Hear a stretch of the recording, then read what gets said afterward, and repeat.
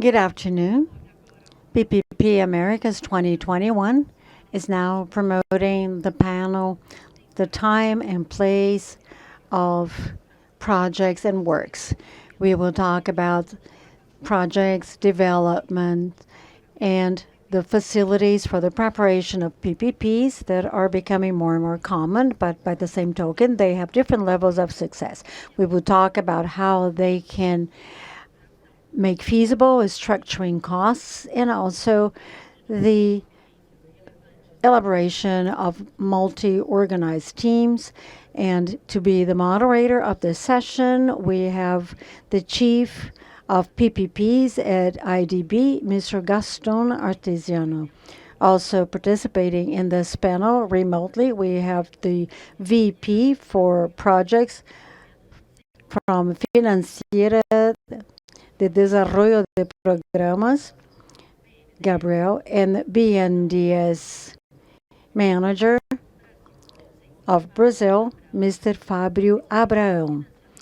Expert in infrastructure funding from the World Bank, Mr. Juan Sabino, the Director for Public-Private Partnerships and Privatizations for the Development Bank of Jamaica, Mrs. Denise Arana, and a commercial specialist, infrastructure and product authority, Mrs. Karineh Grigorian. Welcome, all of you, and I'll give the floor to Mr. Gastón. I really appreciate your participation here. Let me start with you, Rafael, with whom we have a facility in Colombia with FDN, and you have been created to play a key role as a structure and agency for the 4G program in Colombia and extending to nowadays in expanding to different sectors. We would like to hear from you what is your experience in these structuring activities, what do you think are the lessons learned? Thank you very much. First of all, Gastón, to you, to the IDB and PID Invest, to having invited me and to be able to join you here. This time still from Colombia. Hopefully next time, whether it's in Brazil or somewhere else. And again, many thanks. I think I'd like to maybe answer the question in three steps. One is, why do we believe that PPP structuring is important? And to a certain extent, it relates to the questions that are being asked. And we believe that the biggest challenges that we have today is not actually financing infrastructure or having the resources available, but it's actually to raise funding that support innovative financing structure. Things that are new, that are different, and that comply with the bankability of the projects. But even more important than that is probably that the public sector needs to have a pipeline of projects that can be financed in the future. So it's not necessarily that you don't have the resources, but it's to have a pipeline that can be financed on the one hand, and then to have innovative structures on the other. And that's why and what do we do at FDN, and a lot of that thanks to the help of the government of the UK and the IDB, who are our allies in this process. And so I'm very glad and very I appreciate very much the participation of both the UK and the IDB here, because you are our allies in this process. What do? We do, and we believe that it's currently structured to have technical, financial, and legal studies that led us to have the pre and the feasibility of the projects structured in a way that those projects can be financed by the private sector. And I think that is a critically important part. And it is to analyze different project structures that allow that to happen, and obtaining and managing resources that are required. That's what we do. Why is that so important to actually have that done in the what we call the pre-investment phase? And that is actually, it has two elements. And that is, one is because it leads to risk mitigation. When you have a good project structured in advance, you're likely to meet the deadlines, both in terms of time and budget. The second aspect is savings. We have seen that the projects that we have structured have actually a savings of between 5 and 15% vis-a-vis the initially foreseen investment budget without, if you have sort of the placebo relationship, if you compare how the project was actually done once structured vis-a-vis the originally foreseen project. So you have actually savings vis-a-vis. And the third is that you actually look at alternatives and you choose the best technical solution. You analyze the fiscal aspects and make sure that you're related to fiscal availability of, be it the sub-nation or the nation itself. You include institutional capacity in your analysis. And ultimately, you have a right risk distribution that you reflect in the contractual management. And so we believe that those are the lessons learned that we actually can build up. Maybe adding to that is, what are the questions that you ask in the pre-investment phase, Gastón? And all of this is done with the help and the methodologies that we receive from the UK and from the IDB. Let me start with those methodologies. We use methodologies that, given our partnership with the government of the UK, we're including. That includes the 5Ks model, that includes BIM, that includes all kinds of projects that allow us to have elements that have to do with project appraisal, asset management, and capital budgeting from phase one, but also the actual strategic impact of the project, economically, commercially, financially. The second thing is that we ask ourselves the questions that are relevant in terms of, I already mentioned fiscal sustainability, but even more important today is overall environmental and social sustainability. We ask the question of what impacts does the project generate? How are they prevented or mitigated? Climate considerations in our project design, and how do we include also the public and the social elements in terms of overall beneficiaries, but also in terms of gender equality and overall equity in the project itself. And then we ask questions about the long-term planning. How does this project or project program fit into the overall assessment of the realities of the country?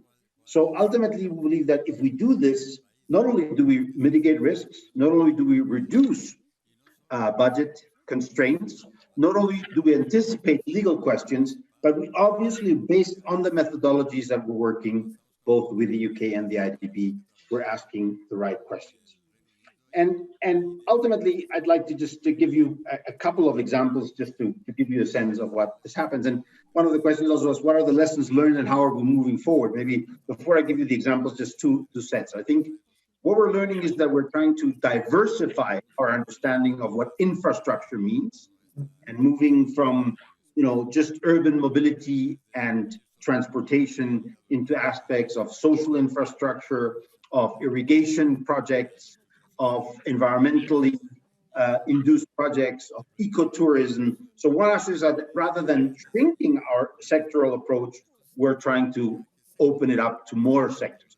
And the second aspect is also we're moving more and more into sub-national projects. I believe the areas where we need to have capacity building and better structuring are at the levels of the cities. And that's where I bring the examples. That's what we're currently working on the subway system in Bogota.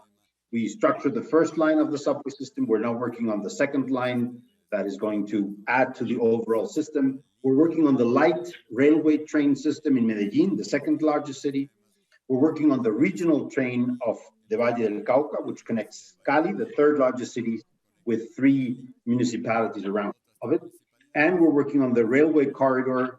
Colombia, as you know, topographically is a difficult country. Rail systems are not necessarily competitive, but are environmentally very important to take obviously some of the elements from the roads. So we're working on the railway system. And then in terms of new sectors, and to finalize the intervention, and Gastón, and again, thank you very much for the question. We're working into agricultural infrastructure. I mentioned irrigation districts. We're working on bicycle rents and specific cycling areas in the large cities that add into recreation and sports. We're looking into urban development and urban reconstruction in the centers of the cities, be it Bogota, Medellin, Cali. And we're looking at electricity, at new projects like non-interconnected areas, people that do not have access right now. And that's where we're moving into areas where we're connecting people that currently don't have access to electricity, but it also has an environmental impact as we're moving away from wood burning and diesel into renewables. So overall, I think the lesson is pre-investment is critically important to reduce risks, to mitigate risks, to preempt budgetary constraints and timing issues. And it's critically important to make sure that ultimately there is a pipeline that can be financed by private banks and private investors. And we in Colombia are trying to expand that into new sectors, and so overall trying to get into the smaller cities, into the sub-national area. Gastón, thank you very much. I hope it didn't take too much of the time allotted.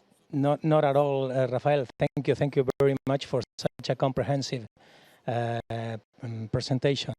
I think it's very encouraging, the width of the program and how you are moving from more traditional infrastructure to new areas is really the way to go, and we appreciate you sharing that experience with us. Let me move on with our second panelist today, Denise Arana from the Development Bank of Jamaica. And Denise is the head of the PPP and Privatization program in the DBJ. The DBJ has played a critical role in the PPP program of Jamaica, which is the most developed in the Caribbean region. And they have a very good successful story to tell. And also they are looking forward to expand that mandate and to really mobilize more capital and resources. So we would like to hear from Denise the experience and how Denise and the DBJ see the next steps. Hi, good afternoon, everyone. And thanks, Gastón. As Rafael has said, I really do appreciate the opportunity to share with you our experience in our tiny island of Jamaica. So I'd like to probably start to just explain a little bit about our role at the DBJ. We are the Government of Jamaica's central implementing agency for the PPP and the Privatization Program. And in that regard, so we are integrally involved in policy development. And so we constantly review the PPP policy and suggest recommendations. We provide transaction management and project development services directly to procuring authorities. So we provide assistance from the concept stage straight through to financial close. We also have a regulatory oversight role along with the Ministry of Finance. So with the Ministry of Finance and the DBJ, we're both the Government of Jamaica's PPP unit. We also provide capacity building for the entire government where PPPs are concerned. And we also, and that's what we're talking about today, Gastón, we also are charged with identifying funding for the program, the PPP program. I also would have to tell you a little bit about some developments in our PPP program. We started PPPs early 2000s. We did a highway and we did an airport. And since then, there have been certain critical developments. So in 2012, we had a policy that outlined a process and an institutional framework. Then in 2014, the government introduced a fiscal framework, which had legislation tied to the public investment process. So between the fiscal framework and our policy, there is a clearly defined project development process for PPPs. I was happy when I heard Rafael mention the pipeline. One of the developments in our program as well is that there has been a significant, I would say, expansion of the program, because in 2012, when we started, our pipeline probably consisted of 3 projects.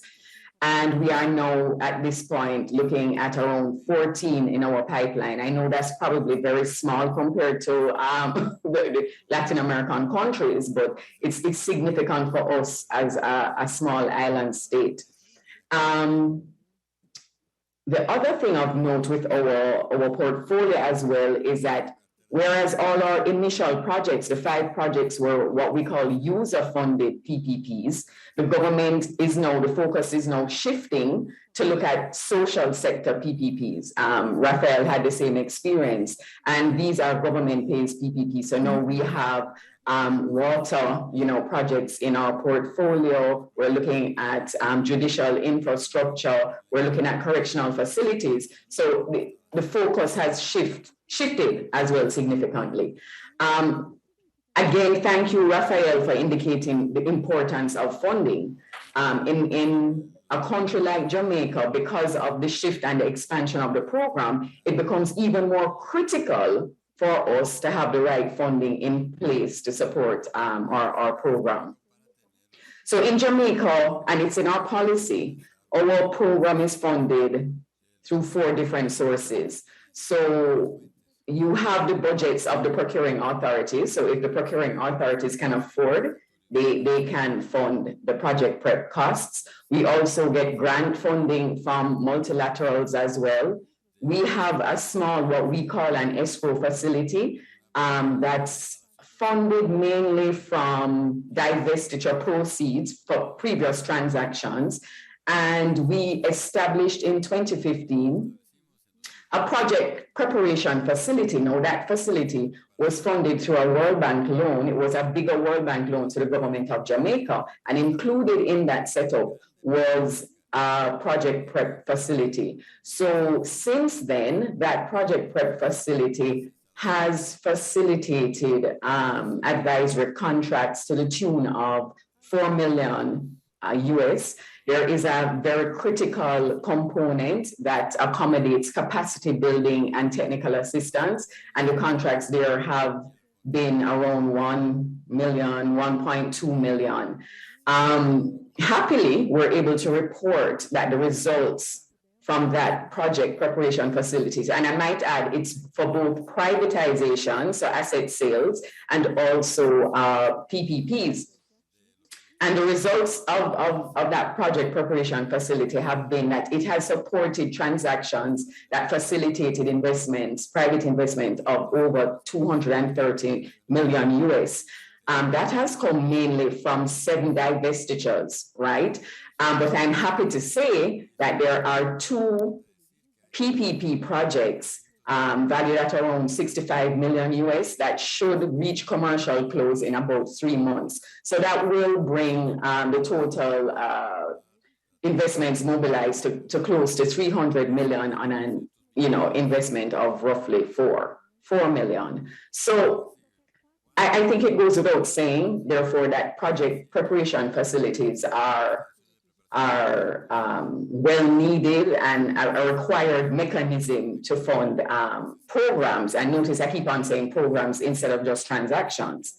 So we have lessons learned from the whole, project funding scenario. One, we realize that because of fiscal constraints, our MDAs, our ministries, departments, and agencies, the procuring authorities, sometimes just do not have the bandwidth to fund these complex transactions, and multilateral grants are really an excellent tool as well, but it's transaction focused and discrete activities, and sometimes you have limitations in terms of the sectors that you can fund. And so therefore, a project prep facility for us has really added significant value to helping to accelerate the expansion of the PPP program. But again, it's not perfect. So some additional realities for us having come out of that experience, because that project ends in 2022, a few things that we have learned. One, that your funding sources have to be sustainable. So therefore, you should have a reimbursable element. It doesn't really minimize broken deals because for various reasons, even if they're funded, there may be things that happen and you still end up not carrying through a transaction to financial close. There may be some external extenuating circumstances why the government has to terminate a transaction. For us, the issue of the lengthy process to procure advisors, that has not been solved by a project prep facility, right?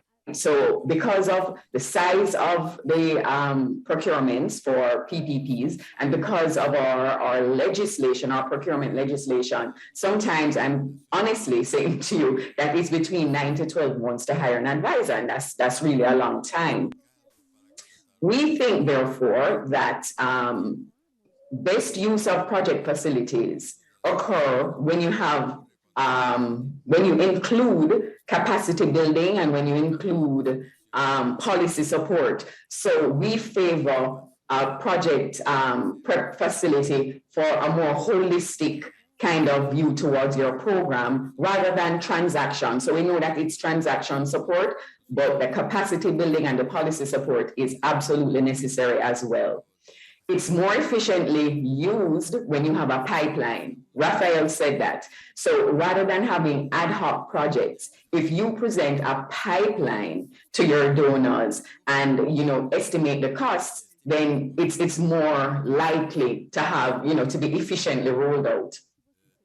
We also feel that project prep facilities must be managed by a central authority, right? So that we can ensure that there is optimal use of what is usually limited resources. And so we set priorities and we ensure that the viable transactions are the ones that go to the head of the line. And when you have a central authority, again, it ensures that there's a program approach rather than ad hoc transactional approach. Last 2 points, we must have a transparent, independent governance structure, right? So you're not influenced to choose projects based on, if there's any external pressures. So you have an independent governance structure. And lastly, and I think this has impacted us the most, when you are designing a project prep facility, you need to remember, you need to take into consideration the relatively long gestation periods for PPPs. So you're not going to disburse advisory funds now, and then in another 12 months you're there. It has taken a longer time. And so you have to recognize that and ensure that project preparation facilities are appropriately funded. So you don't use short-term money to fund a long-term program, right? So it has to be matched. So I think basically from our point of view, those are the headline, lessons learned for us.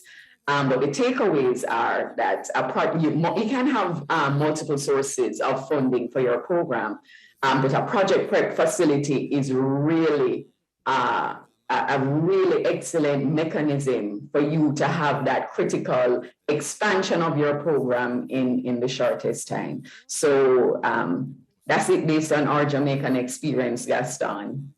Thank you very much, Denise, for sharing with us the Jamaican experience.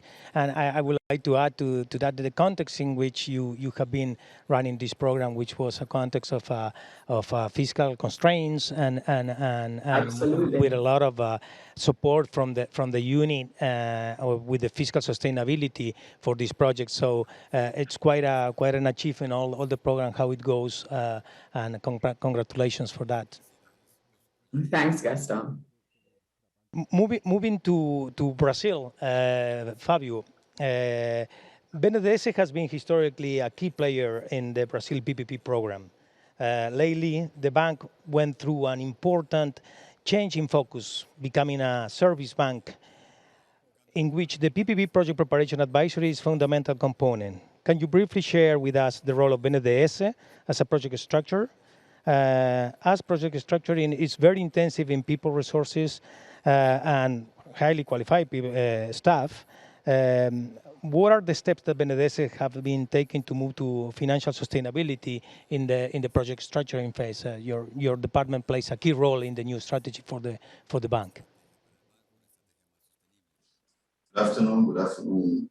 It's a pleasure. It's a privilege to be with you here today and share some thoughts and learn a bit with my colleagues.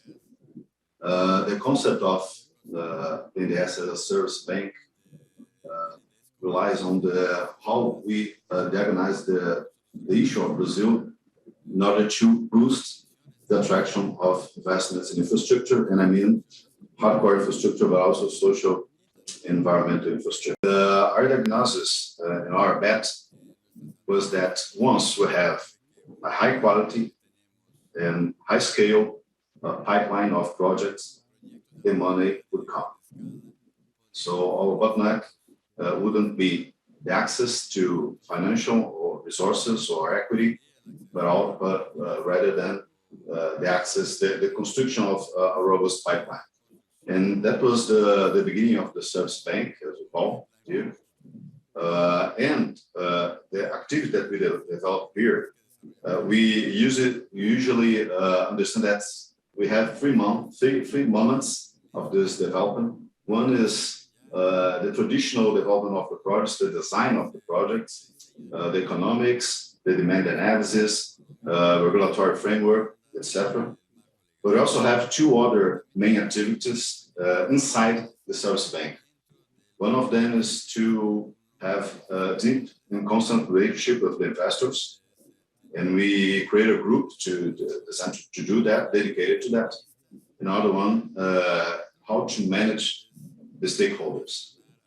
By stakeholders, we understand in a broader point of view, which includes local population, federal auditors, local government, federal government, etc.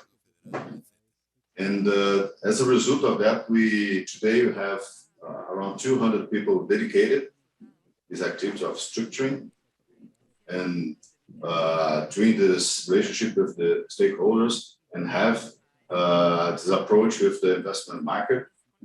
We also changed the way that how we hire consultants. That's quite important for us. In the past, we spent something around 9 months to have a complex process hiring those world-class consultants. Today, we in a I would say high complex project, we take around at least 3 or 4 months at max. And today we have around 160 projects running simultaneously, which means something around $70 billion in capex. The first project, the first sector we decided to attack would be the sanitation. You probably know that Brazil has a lack of sanitation. I would say roughly half of our population has poor access to sanitation, which means around 100 million people. We decided to tackle this specific issue at first. Today, our service bank responds for something around 40 million people to be serviced by the projects that we structure here in sanitation, with a major impact just in 2.5 years. Half of those projects were already in the market, so we have successful bids. First with local companies, and then we saw international investors invest in those companies and then investing directly. So it was a major change in our landscape. And after that, we started expanding to other sectors, then logistics, first roads.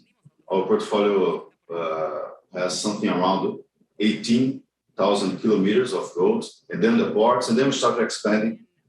And today we have also those, as I mentioned, social and environmental pipeline. With just for the environmental pipeline, we have conservation unities and national forests that sum up something around 8 million hectares, almost the size of Austria, to be concession, to be in a PPP structure, and in some ways connected to those hardcore infrastructure projects. So that's the design we developed back 2019. Again, it's working pretty well, lots of work. Some of our neighbors asked us to help them. That's something that we didn't start, but we consider in the near future help other countries in the region to develop a structure like that and to helping develop those projects and bring the investors over there, because we understand that once we help the region to have a more robust pipeline and to attract those investors, it's good for everybody. So this is the concept that we implemented in those 2.5 years, and we are pretty happy with that. And we have lots of work to do in the near future. Brazil has lack of infrastructure investments. As I mentioned, we have reached something around $70 billion of capex to be structured, and we truly believe that we can enhance that pretty much the next years. Thank you very much, Fábio. That's really impressive. The change on the role of BNDES in the infrastructure, not only as a financier of big federal projects, but rather becoming a service bank and intervening a lot both in PPPs and privatizations. Let me move forward to have a more of a global or global experience and already very developed and robust programs like the one in the UK. I would like to ask Karineh Grigorian, that is with us today from the Infrastructure and Project Authority from the UK. And you are globally known for one of the first consistent PPP programs in recent history, and very widespread, going through different phases. First with the PFI, later on with the PFI2, and then with the creation with IPA, where the IPA plays a key role not only for PPPs but as an infrastructure agency, looking at the entire planning process and how you participate in that process. What's your role in the PPP structuring and your relationship with the subnational governments that are key players in the UK PPP program? Thank you, Gastón. First of all, thank you very much, Rafael, for the kind words about our help and our program. It was part of Foreign Office's Prosperity Fund, which we were involved with yourselves and Government of Colombia. And it was a pleasure to work with you over the 4 years that we did. And I'm very happy to see that it's created a sustainable way of preparing projects. And I wish you all very success. A little bit about our background in the UK. As you well know, UK is one of the longest serving countries where we've had the PPPs, PFIs, and in fact, it started in early 1990s. Finally, in 2000, the government decided, when there was a Labour government, a socialist government, decided to form a partnership with the private sector called PUK, Partnerships UK, whereby it would have a body of knowledge of experts to help with the project preparation and approvals of the PPPs, which we were calling PFIs at the time. At the height of the PPP PFI period, we were approving one every 5 days, basically. We had 60 or 70 approvals, project closes a year between 2004 and 2008. So in total, we've done about 720 projects at about $77 billion capital value. So we really needed this body of knowledge to help with the various aspects of the project preparation and approval. And PUK was mainly a delivery body. It was a PPP itself with the private sector, and it was funded by institutional investors who were receiving interest on their fixed loans. It was a very interesting setup. They were charging us consultants to help with our PPP projects. And even though the projects were owned by the departments, the ministries themselves, they were using PUK on a pay-per-use basis to help them with the preparation approval of the projects. What Rafael mentioned was that in our project preparation methodology, we have our 5-case model, which looks at strategic, economic, commercial, financial, and management cases. And all of the UK's projects, which are centrally funded, have to have these 5 cases in their business cases. And that makes it very easy for both the project preparers, the ministries, to prepare them, also for the approvers like the Treasury. And that was one of our standardizations that we developed in order to help the public sector to come up with good project preparation tools. Also in the UK, we have a 3-stage approvals process with the Treasury, so that in the early case, in an early business case, there is a strategic case for that project set. And once that's approved, it can go into procurement. So we want to make sure that the project will be a viable, bankable project before it goes into procurement. And also after the procurement, we also ask that the project goes through a final business case, whereby if the preferred bidder, through negotiations, especially with complex projects, has come up with some changes, we make sure that the project is still viable. What happened in 2010 was that the government changed from the Labour to coalition government. So it was a Liberal Democrat and Conservative government, and they decided to bring in those expertise in-house into the Treasury. And that's when I joined in 2014 as part of Infrastructure UK, where they had brought the commercial specialists in-house.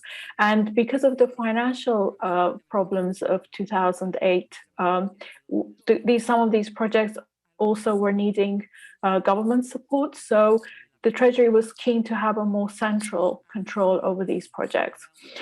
The other thing that it was doing was it was learning from its mistakes from the previous projects that it had signed, the PPP projects. So it had developed these standardized clauses that were required in order for the Treasury to sign it off. The latest one was SOPC4, Standardization of PFI Contracts 4, which is on our website, the Treasury's archive, which you're all welcome to look. And that pretty much dictates how the risks are allocated between the public and private sector. So that was helping the Treasury and the departments a lot of time in negotiation, in costs. The other thing that we were recommending were these departments that they should employ their own consultants, their own advisors, because we always knew that the private sector will have their own advisors, especially on the legal and financial side. So even though we had the body of knowledge and the team within the Treasury, it was still not enough to help the departments. We only had limited resources to help them. So what the Treasury is looking for is in the beginning of the project that the ministries, departments allocate specific funds for project preparation and advisory fees, because we appreciate that as the project progresses, some of these fees would become more, and you need to have budgeted for all of it. I think the ballpark figure normally is around 2% of the capital costs that we recommend that they put in for project preparation. In terms of the other tools that we have, other than the project business case templates, we also ask that they go through the IPA's, the Infrastructure Project Authority's gateway, so that we make sure that they're ready to go to the next stage. What happened in 2015 when there was a new Conservative government, they decided to merge the Infrastructure UK element of what we had in the Treasury with the Cabinet Office's Major Projects Authority, so that the assurance side would also have the expertise of the advisory side. In the beginning, there was some skepticism whether the advisory will work well with assurance, but we found over the last 6 years that the departments, ministries do trust us as an IPA to go in and help them. We do these assurance reviews, which are carried out at each of the gateways, the 5 gateways, as a help to them as owner of the project is told through these assurance reviews whether they're ready to go to the next stage. The Treasury really wants the departments to own these projects themselves. So it doesn't recommend that the IPA gets involved beyond assurance. We will go in and give one-off advisory, but we don't own these projects. It's really up to the department to own them and come to the Treasury for the next stage of the approval. So for the smaller projects, if it is below their delegated limits, they will have their own internal approvals processes. But for the larger projects, they will have to come to Treasury. And also when we had the PPPs, which we've now stopped since October 2018, they would still have to come to Treasury because these were long-term commitments that the department themselves couldn't guarantee beyond. So our spending settlements are every 5 years, and beyond that, really it was up to the Treasury to agree to these long-term 25-year contracts. What's happening now is that at the end of their contracts, we have quite a few of them, PPPs, coming to their end of life. So the ones that were done at the end of the 90s, if you count 25 years, they're beginning to start to end. So we have now a team of about 20 people in IPA who are now going through these contracts that are coming to the end of their lives and looking at what are the issues that we should be aware of. Some of the earlier contracts weren't written very well. There wasn't very clear specification of how the assets should be returned back to the public sector. So we are providing support to the departments with regards to that. It's been very much a learning process for us. We've made quite a few mistakes. We've had our National Audit Office come in and look at these projects, some of them, and write reports, which have been very helpful. But as I said, we don't do them anymore. We just do publicly funded infrastructure projects. And as Rafael mentioned, and Denise as well, it's very important for the private sector to see that there is a pipeline of these projects. So we make sure that in our national infrastructure plan, we do say which are our top priority projects. Some of them are privately funded with some support from the public sector. And since the UK has left the European Union and we've lost our access to the European Investment Bank, we've also now started our own National Infrastructure Bank. So hopefully it will allow more projects to be funded and financed as we go along. It's very important for us to make sure that these projects remain viable.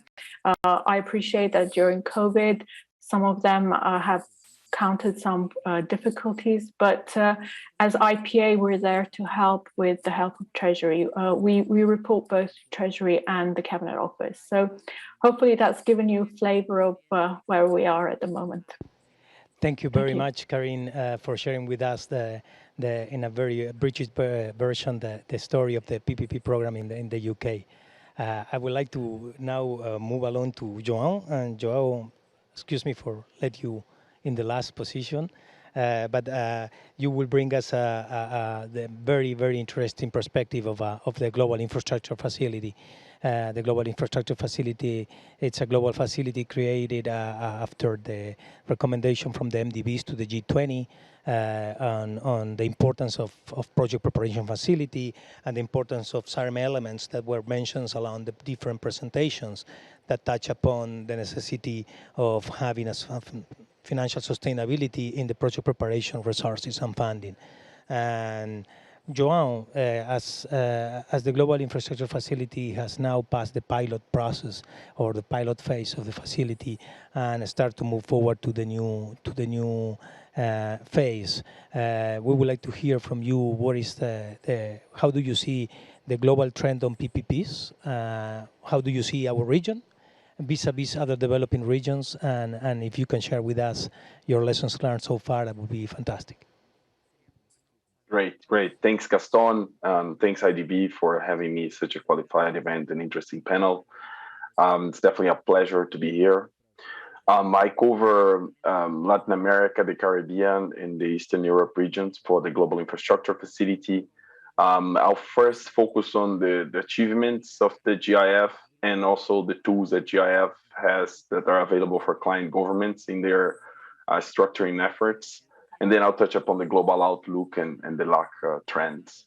Well, the GIF is a relatively new facility. As Gastón mentioned, we're just stepping out of a 5-year pilot period, and we're now running in the beginning of the post-pilot phase. It was a G20 initiative that emerged from the perception that the lack of well-structured and bankable projects is one of the main bottlenecks when it comes to development in infrastructure in emerging markets. So the issue is not lack of financing in general, but mostly lack of quality projects to invest in. With this in mind, the GIF was designed to provide a new collaborative way to develop project preparation. The idea with the objective of mobilizing private investments in infrastructure is to contribute to economic and social development through a partnership process. So the project preparation facility works in essence through a partnership basis, connecting key infrastructure actors, donors, governments, MDBs, and the private investors. The GIF relies, of course, on generous donors' resources from its donors entity that helps us support project preparation. Then the client governments are the beneficiary countries of the GIF's resources and the main actors of infrastructure development. Then the technical partners, such as IDB, are the lead project advisors helping governments into their structuring efforts. And lastly, the private investors. We have a network, and we have developed a network of private institutions, developers, institutional investors, pension funds, asset managers that are active in emerging markets that have more than $15 trillion in their assets. And we tap into this network to understand what's critical in projects that we're supporting, to test ideas, and of course, to promote the investment activities we support. As of today, we have reached already more than 120 projects supported in more than 50 countries. We expect these projects to mobilize more than $70 billion in investment, of which 50 billion should come from the private sector. Energy and transport have been the sectors with largest support from the GIF, but we also have projects in water, urban, telecom, and more recently we included social infrastructure as projects that we can support. Almost 75% of GIF's projects, they are climate smart, and we expect this to increase throughout time, as we see a trend in the infrastructure universe in that sense. So quickly, how do we work? How the GIF works? So we provide funds and hands-on experience in partnership with our MDBs, technical partners, to support from early engagements to assess project needs all the way to full project structuring activities. We do that mainly through three instruments. First one is the project readiness activities. It's a project that we have done several times with the IDB. It's based on an in-house methodology, and we assess how ready the project is to go to the market from a technical perspective, commercial perspective, affordability, government elements, regulatory aspects, and social and environmental elements. Based on that, we check if the project is ready to go to the market or not, and if not, what's needed to take the project there. These are usually very short interventions that we try to take stock of a project. So this is 6 to 8 weeks interventions, and they're done on a grant basis. We also have an early assessment type of tool, which is the project definition activity. And here, the idea is to, before engaging into such a lengthy, costly process, such as structuring a project, we can try to early on identify what are the main risks and obstacles that we will face when it comes to project structuring and try to address those early on. We also use this product on a grant basis, and the amounts go up to $500,000 in terms of support. The main project and the main product of the GIF is the PPSA, which is a project preparation and structuring activity. And here, what we do is full feasibility support. So from due diligence, project preparation, risk allocation, structuring, so legal documents, so all the elements that are needed to structure a project from the structuring side, taking it and promoting it with the private investors all the way to commercial close. Recently, based on the situation of the pandemic, the GIF has also developed a COVID-19 window, which has supported projects that were in final stage of development, but were somehow hit by the pandemic. So this is to give them a reassessment in some cases of projects in airports or projects that have the demand risk. So we're doing assessments, traffic reassessments to make sure that the projects are ready to go to the market. Under this window, we have also included projects that are responses to the pandemic, such as projects in the health sectors. Many hospitals are under this window. Now that we talked a bit about the GIF, let me touch upon global trends and what we see in Latin America. Well, it's well known that there's a multi-trillion infrastructure gap, which is concentrated in emerging markets.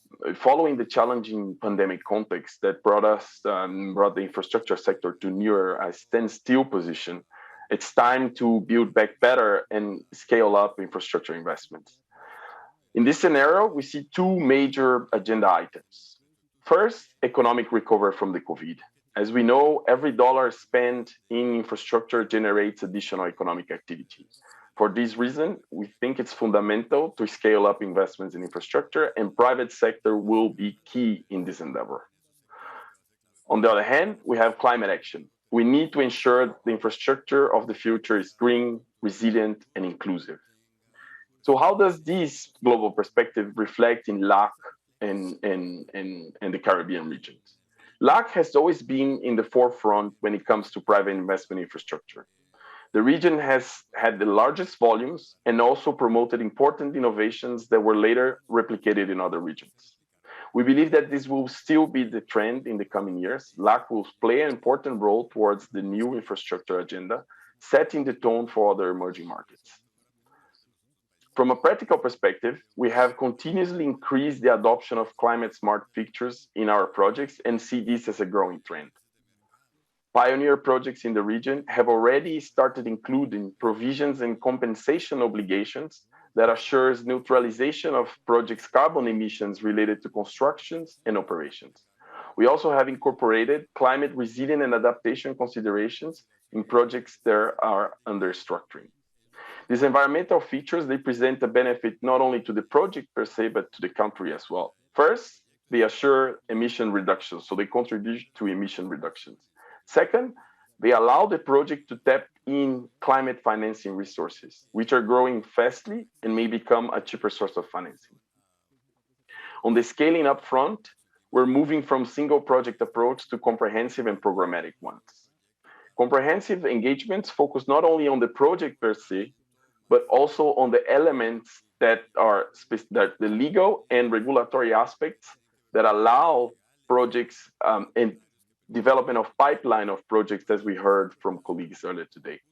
In this way, we're not only looking into a single intervention benefiting the project, but the entire future pipeline of the country.